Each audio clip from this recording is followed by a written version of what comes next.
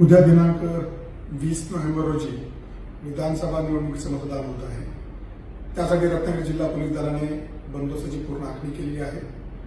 या संपूर्ण बंदोबस्तासाठी आमच्या जिल्हाभरामध्ये एकूण 2404 पोलीस कर्मचाऱ्यांची नियुक्ती केलेली आहे।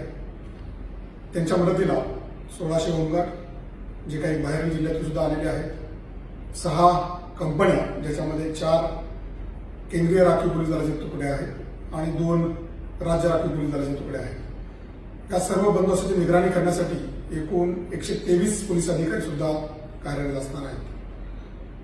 आता सायलेंट पिरियड सुरू झाल्यानंतर पोलिसांनी विविध भागामध्ये गस्त वाढवलेली आहे।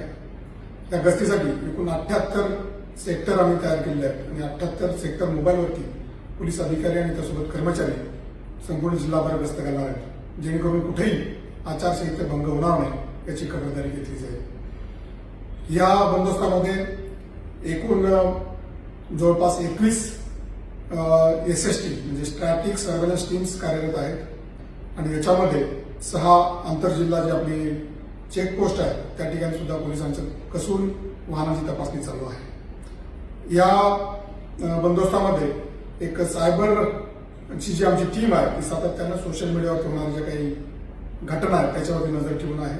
त्याच्यामध्ये ज्या काही आक्षेपार्ह पोस्ट आहेत, व्हिडिओज आहेत, चित्र आहेत याच्यावरती लक्ष देऊन त्याची कारवाई करण्यासंदर्भात सुद्धा सातत्यानं केली जात आहे।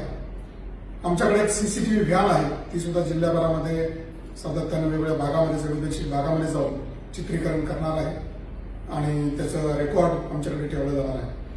रत्नागिरी जिल्हा पोलीस दलाकडे 2 मोठ्या कॅपॅसिटीचे 2 ड्रोन आहेत आणि ते ड्रोन आम्ही जमावावरती नियंत्रण ठेवणं, गर्दीवरती नियंत्रण ठेवणं, कुठं काही जर कायदा सुव्यवस्थेचा प्रश्न निर्माण होत असेल त्या ठिकाणी ड्रोनच्या माध्यमातून चित्रीकरण करण्याचं सुद्धा धोरण ठेवलेलं आहे। मला या माध्यमातून आपल्या सर्वांना आवाहन करायचं आहे की त्यांनी आपला मतदानाचा हक्क अत्यंत निर्भयपणे निभावावा आणि लोकशाहीच्या या उत्सवामध्ये सहभागी व्हावं। धन्यवाद।